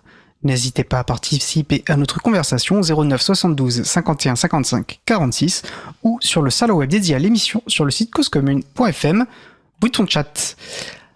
Alors pour notre sujet suivant, un hackathon dédié aux outils collaboratifs open source pour l'État. Alors open source, je cite le titre de l'article, une information relayée par le Monde Informatique le 30 avril. Et je cite donc avec la DGNUM et la DINUM, donc la Direction Générale au Numérique et la Direction Interministérielle du Numérique, Donc la DGNUM et la DINUM organisent les Hack Days, un hackathon IA et Digital Workspace. Une compétition qui a pour but de renforcer les applications bureautiques open source utilisées par les agents de l'État au niveau européen. Dans ce but, 300 développeurs, designers ou profils en IA et data sont attendus du 2 au 4 juin à l'ENS à Paris. Alors avant qu'on discute, est-ce que l'un ou l'une de vous se sent d'expliquer en peu de mots qu'est-ce qu'un hackathon ? Alors je ne vous ai pas demandé de le préparer, je peux me lancer. Ouais, je veux bien tenter, tu me diras si... un hackathon, c'est un endroit où on invite des équipes de développeurs. Alors ça peut être à distance d'ailleurs, mais en général c'est quand même sur place, en leur donnant une sorte de concours en fait, en leur donne des missions à accomplir, et ils ont un certain temps relativement réduit pour ça peut être un week-end, une journée, une soirée, pour faire le mieux possible par rapport à la demande. Et puis après c'est jugé par les organisateurs en fait. Alors ça peut être soit plusieurs équipes sur la même tâche, soit des équipes sur des tâches différentes, et puis avec une évaluation ensuite, dans le but d'avoir des avancées ponctuelles sur des sujets particuliers qui sont chers au cœur de l'organisateur, des organisateurs. Alors l'ENS de Paris, il faut citer que c'est sur le campus du Jourdan, qui est à 2 pas du parc Montsouris et de l'Institut Montsouris. D'accord. Donc c'est Paris 14e, c'est très facile d'accès en RERB. D'accord. Et le lien, la participation est gratuite. Voilà, le lien est sur le. Alors c'est on en reparlera après. Qu'est-ce que vous en pensez ? Alors Bouki, tu voulais réagir, pardon. Ouais, pour moi, les hackathons, c'était du marathon où il fallait pisser 42 km de code, mais bon, c'était une blague. D'accord. Très bien. Alors qu'est-ce que vous pensez, vous, que les pouvoirs publics, des administrations comme la DGNUM et la DINUM organisent ce genre d'événements ? Bah moi ça me semble très bien. Surtout que là c'est sur des sujets qui sont bien choisis, c'est-à-dire des choses tout à fait gérables, c'est-à-dire trouver des points particuliers à améliorer dans les applications bureautiques libres. Ou parce qu'on a tous pesté contre tel ou tel outil parce qu'il y avait une petite fonction à laquelle il manquait un truc dans un coin ou qui était pas forcément très ergonomique. Donc je pense pas mal. J'ai l'impression, alors tu me diras si je me trompe, il m'a semblé à la lecture du communiqué que des contributeurs, enfin des propositions externes étaient éventuellement acceptées. Oui. C'est ce qui m'a semblé ça lire. Ça peut être pas mal aussi. si vous avez des idées de choses qui vous gratouillent dans les projets concernés. Donc ça va être, j'imagine que c'est les LibreOffice, les choses comme ça, OnlyOffice et compagnie. Donc si vous avez des choses qui vous gratouillent absolument, vous pouvez toujours proposer des évolutions. D'autres réflexions. Alors moi j'avais sur les hackathons une réflexion que j'avais déjà vu passer, c'est est-ce qu'il n'y a pas une critique, enfin j'ai entendu une critique formée que ça c'est un peu du travail gratuit, c'est-à-dire que des gens viennent bosser et ils produisent des choses qui vont être utiles. Bon là ils produisent des choses qui sont utiles à l'intérêt général puisque bon c'est pour du logiciel libre donc ça bénéficie à tout le monde et en plus c'est pour les administrations, mais voilà c'est une critique régulière que j'ai pu entendre. Je sais pas. Quel regard le logiciel libre, c'est pas mal de travail gratuit quand même. Et c'est vrai aussi. Ouais. Donc effectivement, après il y a effectivement l'argument classique qui fait pester les graphistes, c'est tu vas me faire un dessin gratuit pour mon site et puis tu seras rémunéré en rien du tout, juste en audience parce que mon site il est super visible, il a 2000 visiteurs par semaine. Donc effectivement, on peut comprendre aussi, on peut aussi entendre cet argument. Après, ça peut être la classe de pouvoir mettre sur son CV qu'un des projets auxquels on a participé est utilisé par l'administration française aussi. Tu vois, puis c'est vrai que dans le logiciel libre, on n'a pas cette vision-là de c'est du travail gratuit. Nous, on est là pour faire des choses qu'on a envie de faire, les partager. Enfin, je dis nous, mais moi, je suis pas du tout codeuse. Mais les partager avec des gens qui vont les utiliser, faire des remontées, améliorer, ainsi de suite. Donc, c'est vrai que le mot travail gratuit, ça correspond pas forcément à notre vision des choses. Très bien. D'autres réactions? Moi, ça m'évoque juste, enfin, on en a parlé au dernier Café Libre, mais si vous voulez en dire un mot, vous pouvez bien sûr. Je ne peux pas ne pas évoquer notre volonté actuelle, ce qu'on porte actuellement comme proposition, c'est-à-dire l'idée que les pouvoirs publics doivent maintenir des forges des forges logicielles pour les logiciels libres développés par les administrations, parce que là, va être produit du logiciel libre. Où est-ce qu'il va être hébergé ce logiciel libre? Voilà. Donc là, l'April porte cette proposition de forge logicielle maintenue par les administrations. C'est vrai? Où est-ce qu'ils vont héberger des projets dont ils sont sans doute déjà existants et déjà hébergés quelque part, ces projets, mais ils pourraient exister effectivement. Mais bon, si c'est chez GitHub de Microsoft, par exemple, ce serait dommage. En fait, moi je trouve ça très bien parce que c'est plus que de l'hébergement dans ces choses-là. Ça te permet d'avoir un petit noyau de communauté, faire monter un peu la mayonnaise autour d'une communauté. Donc c'est toujours intéressant d'avoir. Et c'est pas forcément ça demande pas forcément des moyens et des ressources colossaux, et ça peut être la petite graine qui permet d'avoir une communauté qui décolle. Et effectivement, les administrations certaines entreprises spécialisées sur tel ou tel sujet sont bien placées pour ça. Ça me semble un bon résumé. Oui, juste Vincent, oui, je vois dans le texte, ils disent que c'est organisé par Adimune, mais aussi une association informatique domiciliée à l'ENS Paris, la Délégation Générale Numérique. Alors je la connais pas, je sais pas si vous la connaissez, mais en soi qu'une association étudiante participe à cet événement en faisant la promotion du logiciel libre est une très bonne chose, enfin, en termes de vivier pour le futur. Alors voilà, je sais pas si on a si des gens ont des contacts avec eux, ça pourrait être intéressant pour plus tard. À noter, effectivement, bien vu. Oui, parce que, pardon, les JDLL sont accueillis à l'ENS Lyon, donc on pourrait dire l'ENS Paris qui pourrait aussi accueillir un futur événement en mois de juin. Je te vois venir. Ok, on en parle après l'émission. Il faut faire jouir les concurrences saines qui peuvent exister entre... Eh bien, avançons. Le Conseil constitutionnel censure la vidéosurveillance algorithmique dans les transports. C'est les titres qui font plaisir à lire. Donc une décision du 24 avril relayée notamment par le site ville-railtransport.com. Alors pour celles et ceux qui connaissent nos invités, je vous laisse deviner lequel des trois a proposé cet article. Je taquine Pierre parce qu'on sait que voilà, pour les personnes qui connaissent Pierre, il est effectivement ferrivopathe. Je sais plus qui il est. Enfin, je crois que tu ferrovipathe, ouais. Voilà. Tu aimes beaucoup. Voilà, donc en somme, une loi étendait jusqu'en 2027 l'expérimentation de la vidéosurveillance algorithmique dans les transports, qui avait été autorisée jusqu'en mars 2025 pour les JO. Enfin oui, bien sûr, les JO sont effectivement terminés en août 2024, mais l'expérimentation, voilà. Bon, c'était parce qu'il y a des gens qui étaient un peu en retard pour rentrer chez eux. Tout à fait, coincés dans les transports, sans doute. Donc en tout cas, ça prévoyait de prolonger de 2 ans supplémentaires l'expérimentation, et donc cette décision a été censurée parce que ça a été considéré comme un cavalier législatif, c'est-à-dire qu'il n'avait pas de lien, même indirect, avec la proposition de loi initiale. Donc effectivement, une bonne nouvelle qui nous vient du Conseil constitutionnel, mais on voit quand même, ça traduit quand même une volonté, alors ancienne, les bonnes nouvelles, cette volonté de surveillance et d'utiliser ces outils de vidéosurveillance. Alors Pierre, puisque c'est toi après tout qui nous a parti cet article. Oui. J'avais vu passer l'actu par d'autres canaux, par les canaux tech plus habituels. Mais là, ce qui m'a interpellé, c'est de l'avoir repassé par La Vie du Rail. Donc c'est le journal des ferrovipathes, qui, forcément, vu le sujet, est sensibilisé à la question. Mais c'est quand même rare de voir des sujets de liberté fondamentale qui passent dans. Oui, j'ai trouvé ça intéressant aussi. Voilà. Oui. Donc c'est le croisement interdisciplinaire. J'ai trouvé ça intéressant. C'est aussi également rare parce que les prolongations, les machins, les expérimentations qui sont prolongées d'année en année pendant 30 ans, on connaît, à commencer par Vigipirate. Donc là, effectivement, il y a ça pour la vidéosurveillance algorithmique. Et là, surprise, le Conseil d'État décide de retoquer, constitutionnel, pardon, encore mieux, décide de retoquer ça, parce qu'il faut savoir, évidemment, toutes les gares sont équipées de caméras, ne serait-ce que pour les conducteurs, pour vérifier que les personne est coincée dans les portes avant le départ. Donc il y a de la vidéo partout dans les gares, notamment en région Île-de-France. Donc évidemment les transporteurs sont tentés d'utiliser ça, et la police sont tentés d'utiliser ça pour faire un cran au-dessus. Donc la vidéosurveillance algorithmique, c'est la surveillance comportementale, c'est-à-dire détecter tous des comportements qui sortent de l'ordinaire.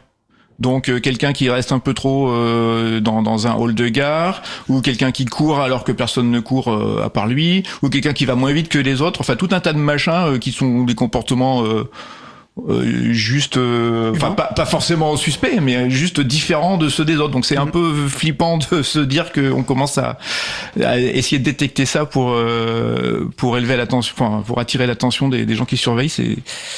Donc voilà, c'est plutôt bien que ça a été retoqué. Voilà. Alors pas sur des bases, malheureusement, c'est pas sur des bases d'atteinte à la vie privée ou sur les fonds politiques de pourquoi ce serait contraire aux libertés fondamentales.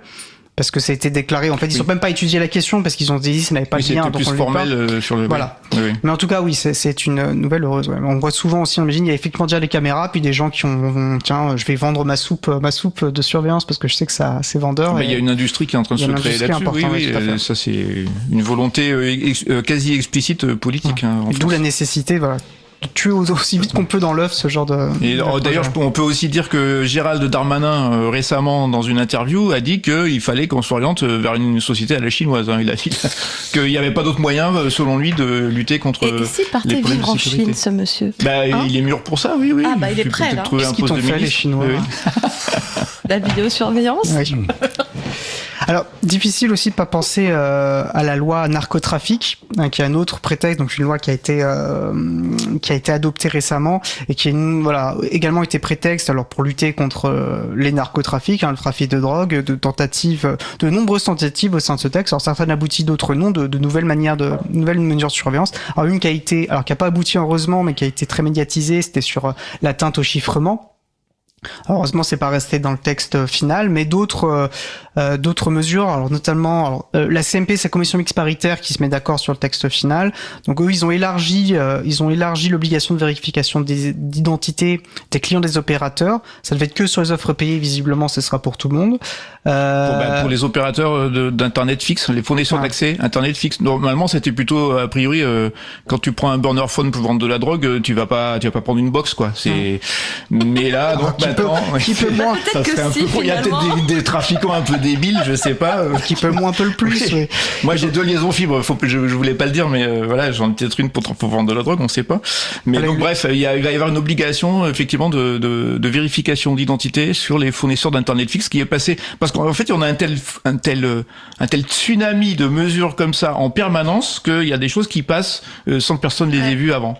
C'est c'est même plus qu'un boulot à temps plein de suivre, ne serait-ce qu'à dans une des chambres, à l'Assemblée ou au Sénat, de suivre au jour le jour l'actu. Ce projet de loi en particulier a été très dense, ça a été suivi et par nos amis de la Quadrature du Net, effectivement, qui ont fait un gros boulot sur ce texte. Et on les salue. Ils ont sensibilisé, notamment pour dire qu'il n'y avait pas que le problème du chiffrement, même si c'en était un, qu'il y avait effectivement le problème de boîtes noires pour que les services de police puissent se connecter se brancher sur les appareils connectés pour récupérer des infos.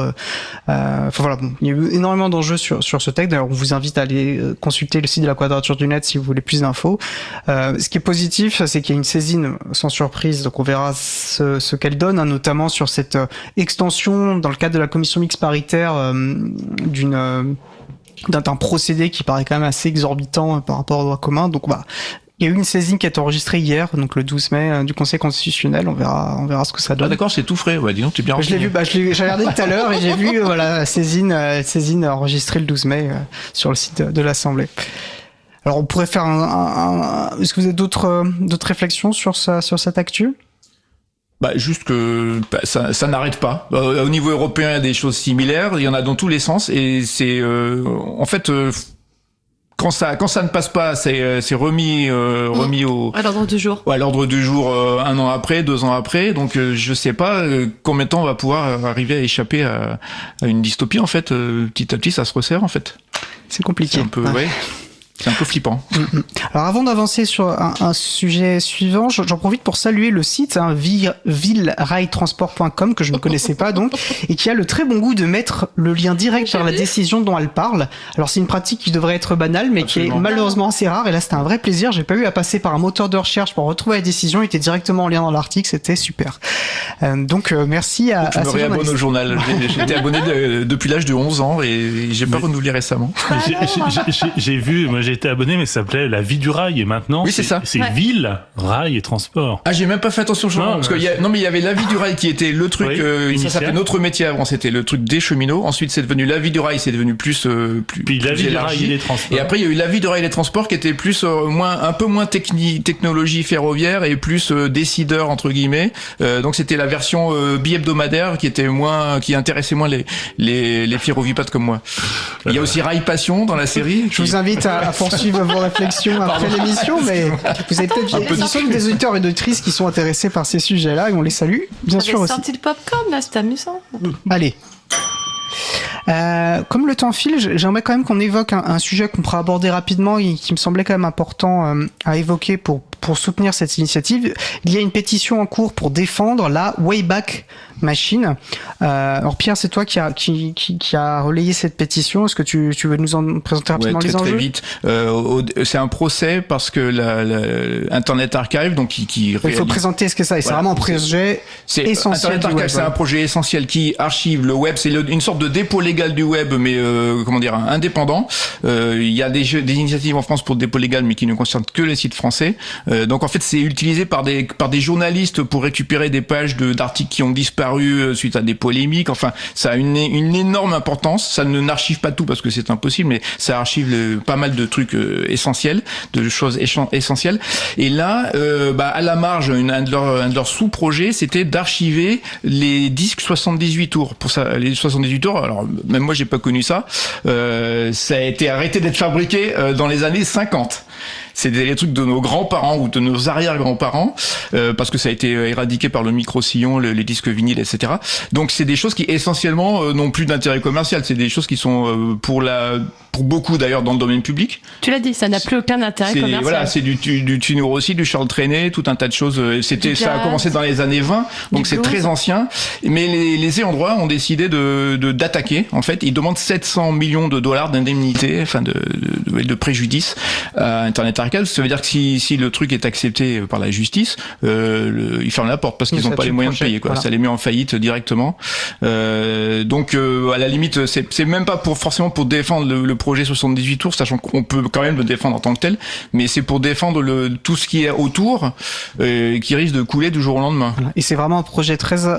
Utilisez-le, vous allez voir, c'est assez génial. On peut vraiment parcourir, on peut revenir sur l'histoire d'un site web, etc. Donc là, c'est vraiment typiquement une procédure Bayon. Alors malheureusement, la pétition est sur change.org. Je dis malheureusement parce que bon, ils sont plutôt gourmands en données personnelles. Donc avant de signer, vous pouvez lire les politiques cookies, les politiques données personnelles, voilà, pour signer en connaissance de cause. Que ce soit, voilà, moi je pense vraiment une initiative, un projet à défendre. Donc je pense que c'est important de le souligner. Boki. Moi, je me pose la question, est-ce que tous ces ayants droit, ils ont l'œuvre originale? Parce que s'ils n'ont pas l'œuvre originale, ils devraient payer à Internet Archive le stockage de ces données. Et peut-être que si chaque ayant droit paye le stockage de ces données, que eux, manifestement, ils n'ont plus, mais ils veulent s'enrichir avec, et peut-être qu'on aurait les 700 millions, toi. Eh ben oui, c'est pas faux. Mais voilà. Et c'est ce qu'on appelle une procédure Bayon. Le problème, c'est même si t'as 60% de chance de gagner un procès, il y a eu est-ce que tu vas prendre le risque de risque de perdre? Donc il y a eu des précédents en France parce que l'internet permet effectivement d'archiver des choses qui sont oubliées par les détenteurs de droits eux-mêmes, et ça permet de préserver des choses comme ça. Et il y a quand même les ayants droit qui ont réussi à faire passer il y a une quinzaine d'années une loi en France qui interdit de récupérer des œuvres orphelines comme ça pour les valoriser, en fait les préserver. On pourra dire que les grandes structures représentation des ayants droit, donc là c'est ces maisons de disques notamment, voilà, ne sont pas forcément les amis de la liberté, de la libre circulation de la connaissance. Absolument. Et de la culture. Ils veulent diffuser la culture, mais uniquement quand ça passe par eux. Moyennant finance. Oula, je vois qu'il est déjà à 16h42 et c'était l'heure que je m'étais fixée. Il y a des sujets qu'on n'a pas évoqués. Juste voilà, bon, on a vu alors Windows 11, on sait que ça va être une mise à jour obligatoire à venir, c'est bourré d'IA, donc c'est mauvais, notamment écologiquement pour plein de raisons. J'en suis un message, c'est peut-être un bon moment pour sensibiliser autour de vous, pour parler, pour sensibiliser et faire migrer autour de vous vers des systèmes d'exploitation libre qui sont maintenant de plus en plus accessibles et qui sont, d'un point de vue fonctionnel, au moins aussi bons, si ce n'est souvent bien meilleurs que ce que peut proposer l'informatique privatrice. Donc peut-être profiter de ce moment où il va être obligé de passer et de mettre au rebut de vieilles machines, de machines qui fonctionnent encore très bien, mais qui n'ont pas les reins pour faire tourner un gros truc comme Windows 11, ça peut être un moment. Ça a été bloqué sciemment par Microsoft alors qu'ils n'étaient pas obligés de le faire. faire en fait. Ça aurait pu passer en fait. Il y a des contournements qui existent d'ailleurs, hein, donc comme quoi c'est pas une impossibilité technique. D'accord. Mais profitons plutôt que de contourner et passer au libre. Contourner, oui. C'est plus facile d'installer un Linux qu'un Windows maintenant sur un ordinateur nu. Hein. Windows, c'est une catastrophe. Il faut des outils Windows pour installer Windows. C'est un peu dommage. Voilà. Je vais me permettre de parler plus en Windows caca. On met la clé USB, ça démarre et on l'installe. Voilà. On n'est même pas obligé de l'installer pour le tester d'ailleurs. On peut le mettre sur une clé USB et ne pas réinstaller l'ordinateur si on veut juste tester. Donc il suffit d'avoir une clé USB pour tester Linux aujourd'hui. Et il y a plein de gens autour de vous qui pourront vous accompagner si vous avez besoin. Vous avez sur l'agenda du libre, il y a plein d'associations qui seront ravies de vous accompagner dans le cadre de vos installations justement. Merci beaucoup Bouki, Vincent, Pierre pour ce temps d'échange. C'est un plaisir de discuter avec vous. Merci à vous. Merci. Et je vous propose à présent de faire une pause musicale. Après la pause musicale, nous entendrons une chronique d'Antanac sur l'identité numérique. Avant cela, nous allons le goûter Devil's Gonna Get You par Dr. Des'Rey. On se retrouve juste après. Belle journée à l'écoute de Cause Commune, la voix des possibles. Cause Commune 93.1.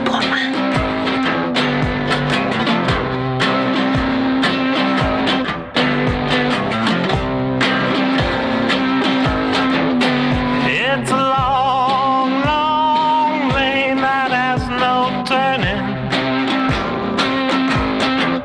and it's a fire that always keeps on burning.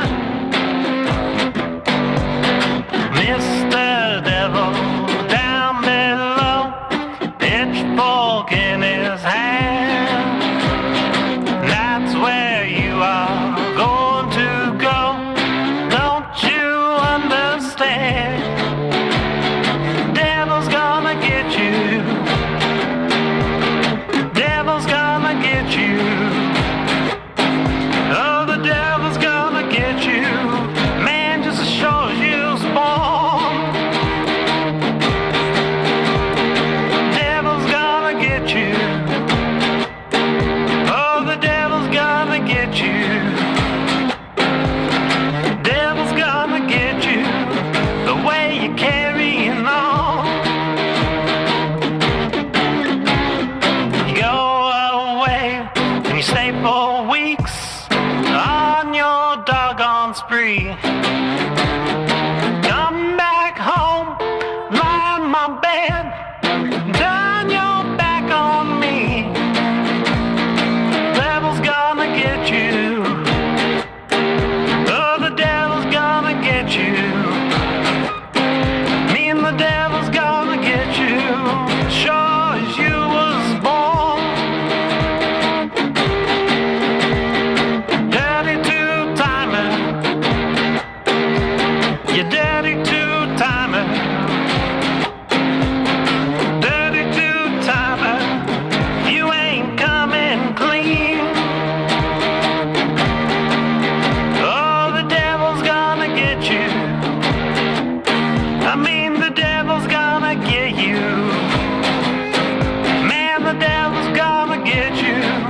You know what I mean. I don't want no two-timing stuff from my regular man. I don't want nothing that's been used, 'cause it's second hand. Devil's gonna get you. Oh, the devil's gonna get you. Man, the devil's gonna get you. Sure as you were born to die. Et nous venons d'écouter Devil's Gonna Get You par Dr. Des'Rey, disponible sous licence libre Creative Commons partage dans les mêmes conditions. C'est by SA. Cause Commune, la voix des possibles, 93.1 FM et en DAB+, en Ile-de-France. Partout dans le monde sur causecommune.fm et sur l'appli Cause Commune. Pour participer à notre conversation, causecommune.fm, bouton de chat, salon libre à vous. Je suis Étienne Gonu, nous allons passer au dernier sujet. Nous allons poursuivre avec la rediffusion d'une chronique d'Antanac, Que libérer d'autre que du logiciel, une chronique diffusée pour la première fois en novembre 2024. Le sujet, une critique percutante de la notion d'identité numérique. On se retrouve juste après, toujours sur Cause Commune, la voix des possibles. Identité numérique. Voilà deux mots que je n'avais avant jamais imaginé possible de mettre côte à côte, mais en fait si. Identité et numérique, on y est. On sait pourtant qu'elle n'est pas donnée une fois pour toutes, l'identité, qu'elle se construit et se transforme et qu'elle a, selon le point où on se trouve, selon le temps de vie, temps du monde, temps du rêve, des significations, des sens et des charges différentes qu'elle prend corps, couleur, forme, importance très très variée. Elle sera pour les uns, pour les unes, axée sur une couleur de peau, un genre, pour d'autres elle sera religieuse, pour d'autres encore la penseront nationale, d'autres sur des pratiques, des modes de vie, des cultures, que sais-je, une langue, un drapeau, un territoire, je comprends, mais numérique. Je reprends un extrait dans le livre de Amin Mahalouf, Les identités meurtrières. Je cite: « On ne sait jamais où s'arrête la légitime affirmation de l'identité et où commence l'empiètement sur les droits des autres. Ne disais-je pas tantôt que le mot identité est un faux ami ? Il commence par refléter une aspiration légitime et soudain il devient un instrument de guerre. » Certes, ici, dans le sujet de ma chronique du mois, c'est plus l'identité individuelle dont il est question, celle dont on est affublé, notamment par l'administration, et ce très tôt, en Occident en tout cas, juste après quelques heures de présence au monde. Un nom, un prénom, un état civil. Depuis la Rome antique, comme les classes sociales commencent à se mêler, il devient important de bien préciser le statut des personnes et d'établir avec certitude, sans contestation, l'origine et l'âge des intéressés. En France plus tard, on renforce, et c'est François Ier qui renforce cette obligation d'indiquer toute naissance, tout décès, et c'est l'Église qui s'est chargée de la tenue de ces registres. Bref, des papiers d'identité donc, et des documents qui prouvent ce que tu es, qui tu es. Et le glissement vers l'identité numérique s'est trouvé de fait comme logique, dès lors que les pratiques se sont numérisées. On parle d'abord d'identité numérique pour évoquer toutes les traces que chacun laisse sur le web, via ses navigations, les informations, par ailleurs collectées singulièrement par les GAFAM et autres avaleurs du même acabit, les noms, les pseudos, les images, les données de toutes sortes. Cette notion d'identité numérique n'est toujours pas très bien définie en droit, je crois. Mais pour autant, on entend tous les jours des affaires qui la concernent et qui engendrent une réputation qui va parfois bien au-delà de ce que la personne en question avait imaginé donner comme information sur elle ou sur sa vie. Une identité pour soi et une identité sociale. De nombreux écrits ont été réalisés sur les différents types d'identités, agissantes, déclaratives, civiles, narratives, virtuelles, etc. Beaucoup de qualificatifs selon des modèles différents d'analyse, mais toutes font comme si l'univers numérique était un et un seul. Regardez le site de Wikipédia, par exemple, qui cite une flopée d'auteuristes dont les études et recherches sont assez globalement décrites de la même manière. Il n'y aurait qu'une et une seule façon d'être avec Internet, avec les dimensions dites virtuelles. Comme si la mondialisation et l'hégémonie du numérique avaient réussi à consolider, engloutir toute vision du monde et des rapports sociaux, et même des rapports à soi. Tous et toutes pareils, un rêve occidental d'universalisme qui serait exaucé. Et même les bidules, les pictogrammes qu'on appelle des emojis sont censés représenter tout le monde. Certes, ils sont jaunes. Le nom est emprunté au japonais. Il semble que cela veut dire image ou mot. Wikipédia indique même que ce serait un jeu de mots interculturel avec émotion. Emoji, émotion. Il relaie, il remplace les émoticônes qui étaient faits avec des signes de ponctuation. Bon, depuis 2015, il y a eu des ajouts de couleurs, de faces différentes, mais ce n'est pas en standard sur tous les appareils ou tous les logiciels. Il faut aller les chercher si on veut un visage non jaune, non blanc. Toujours est-il que désormais, ici en France, il faut, cela va devenir quasi obligatoire dans peu de temps, avoir une identité numérique. Vous avez le site France Identité. Il fallait le faire. On a France Travail, France Connect, France Bidule, France Identité. Et comme vous avez été très sage et que majoritairement, vous avez très très bien accepté d'utiliser les QR codes, parce que n'est-ce pas, c'est tellement pratique. C'est bien pratique pour dire si vous avez ou pas le Covid. C'est bien pratique pour avoir le droit de sortir, pour aller au théâtre et avoir sur son ordiphone son billet. Pour manger au restaurant qui ne vous donnera bientôt plus de carte papier mais un code collé sur la table sur lequel les plats seront indiqués. Bientôt d'ailleurs vous pourrez passer vous-même la commande en cuisine. Plus de serveurs, serveuses, on gagne du temps et de l'argent. Alors sur le site de France Identité on lit la mention. Attention, pour des raisons de sécurité, seuls les téléphones iOS supérieurs à 16 et Android disposant d'un système supérieur à 10 permettront d'obtenir la certification de votre identité numérique France Identité. Oh là, vous changez l'ordiphone si vous n'avez pas le bon. Procuration de vote, envoi de lettres recommandées, déclaration de revenus, payer ses impôts, gérer un compte formation et bien sûr obtenir des pièces d'identité à la NTS, l'Agence nationale des titres sécurisés. Petit à petit, ces démarches rendent obligatoire d'avoir une identité numérique. On y va, doucement, comme ça passe, avec un QR code, on continue. Tout ceci, bien sûr, pour votre bien. C'est bien entendu pour protéger, pour empêcher les usurpations numériques de cette identité. Et donc, sur le site de la Poste donc gère pour l'État ses identités numériques. Et là, on lit qu'il faut avoir 18 ans, détenir un document d'identité en cours de validité, carte d'identité française, recto verso, passeport français ou titre de séjour, attention, supérieur à 5 ans. Avoir une adresse en France, posséder un smartphone, Android version 5 et suivante pour Android ou iOS version 11 et suivante, et un numéro de téléphone mobile français, disposer d'une adresse mail et son mot de passe associé, être connecté à Internet. Et est-ce que vous voyez les situations que cela exclut ? Toutes les personnes qui n'auront pas ces prérequis. Je pourrais vous donner plein d'exemples, tellement on en voit à Antanac. Des personnes dans des situations plus alarmantes les unes que les autres, et en tout cas des gens qui évidemment ne vont pas cocher toutes les cases. Une personne née à l'étranger, qui vit en France depuis 11 ans, mais n'a que des titres de séjour renouvelés tous les 2 ans. Bing, elle n'est pas dans la bonne case.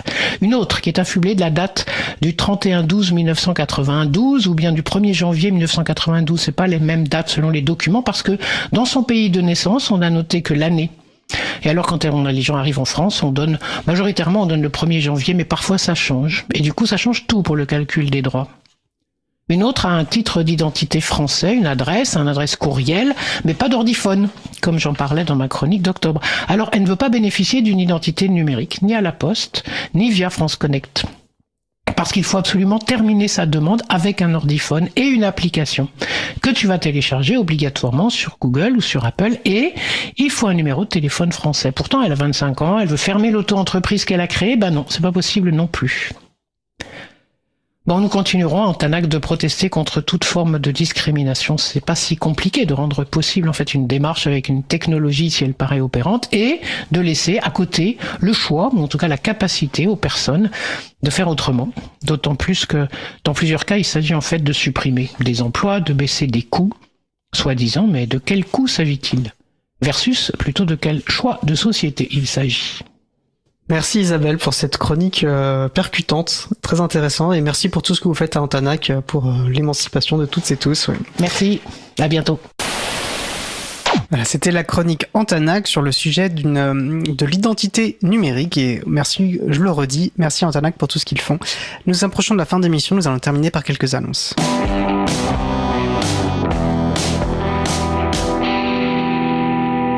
Je n'ai pas le temps de rentrer dans tous les détails, mais on a évoqué les nombreux événements à venir là en mai et en juin. Je vais vous les reciter. La rencontre professionnelle du logiciel libre, les RPLL, jeudi 15 mai à Lyon. Les JDLL, journée du logiciel libre, les samedis 24 et 25 mai à Lyon également. Dans les deux cas, l'April sera présente. L'April aura également un stand au Faire Festival qui sera organisé à Toulouse les 22, 23 et 24 mai. Une rencontre April aura lieu le vendredi 30 mai 2025 dans les locaux de l'April, Paris 14e. L'occasion d'échanger entre membres et soutiens de l'April, mais aussi d'accueillir de nouvelles personnes intéressées par nos sujets et souhaitant en savoir plus sur nos actions. Tout le monde y est bienvenu, membre ou non, donc n'hésitez surtout pas à venir.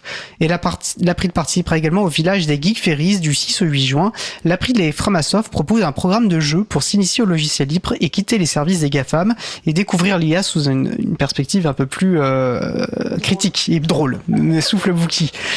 Et également, enfin, mentionné, on l'a fait du vendredi 13 au dimanche 15 juin, le State of the Maps, une conférence autour d'OpenStreetMap. Si vous voulez découvrir ce projet, n'hésitez surtout pas à y aller. Ce sera à Tours du 13 au 15 juin 2025. Et je vous invite, comme d'habitude, à consulter le site de l'Agenda du Libre, agendadulibre.org, pour y trouver des événements en lien avec les logiciels libres et la culture libre près de chez vous et les associations qui les font vivre. Notre émission se termine. Je remercie les personnes qui ont participé à l'émission: Vincent Calam, Bouquinette, Pierre Pessac, Isabelle Carrère, et aux manettes de la régie aujourd'hui, Julie Chomard. Merci également aux personnes qui s'occupent de la post-production des podcasts: Samuel Aubert, Elodie Daniel Girondon, Languin, Julien Haussmann, tous et toutes bénévoles à l'April, et Olivier Gréco, le directeur d'antenne de la radio. Merci aussi aux personnes qui découpent les podcasts complets des émissions en podcasts individuels par sujet: Quentin Gibaud, Théocrite et Tunuy, bénévole à l'April, ainsi que mon collègue Frédéric Couchet. Vous retrouverez sur notre site web libreavou.org/247 toutes les références utiles de l'émission de ce jour, ainsi que sur le site de la radio Cause Commune, le site causecommune.fm. N'hésitez pas à nous faire des retours pour indiquer ce qui vous a plu, mais aussi des points d'amélioration. Vous pouvez nous poser toutes questions et nous y répondrons directement ou lors d'une prochaine émission. Toutes vos remarques et questions sont les bienvenues à l'adresse bonjour@libreavou.org. Nous vous remercions d'avoir écouté l'émission. Si vous avez aimé cette émission, n'hésitez pas à en parler le plus possible autour de vous et à faire connaître également la radio Cause Commune, la voix des possibles. La prochaine émission aura lieu en direct mardi 20 mai à 15h30. Notre sujet principal portera sur les CRM libres, des logiciels de gestion de relations clientèle. Nous vous souhaitons de passer une belle fin de journée. On se retrouve en direct mardi 20 mai et d'ici là, portez-vous bien.